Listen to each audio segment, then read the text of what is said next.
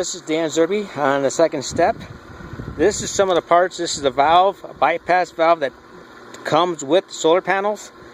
And there's some parts in this bag that also came with it.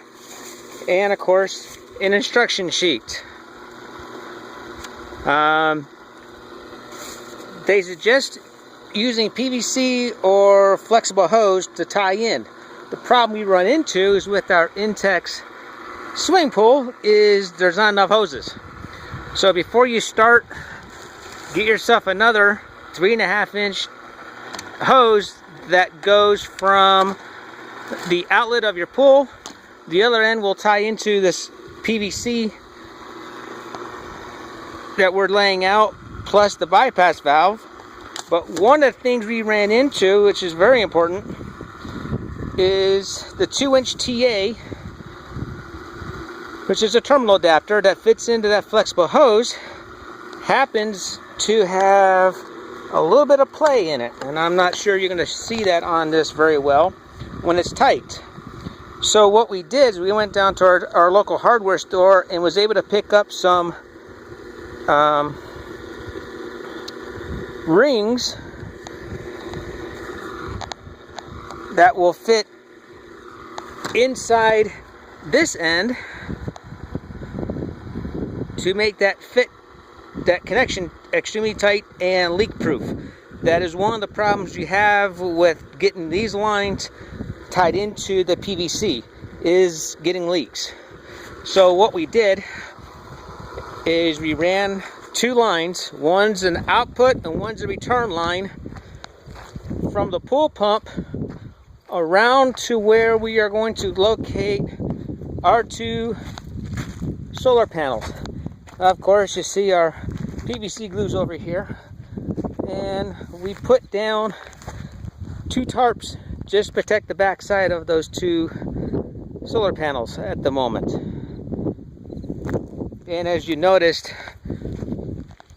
the PVC is bent, and it's not factory 45s or factory 90s.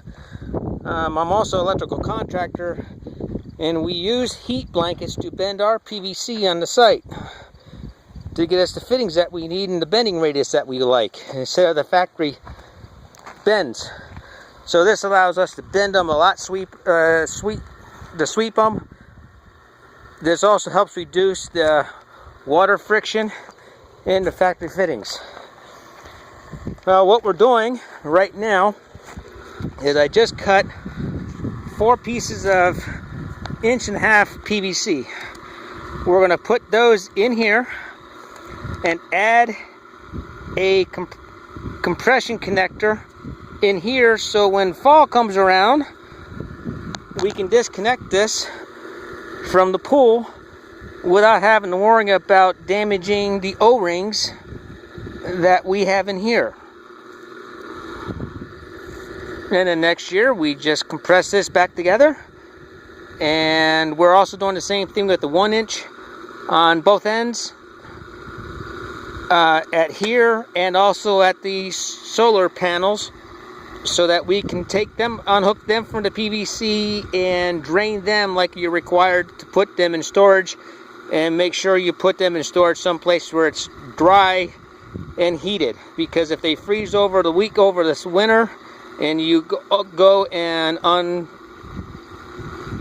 unwrap them, unwind them, lay them out next spring, you probably may have a lot of holes in the solar panels, which means you'll have to either patch them or order new sets.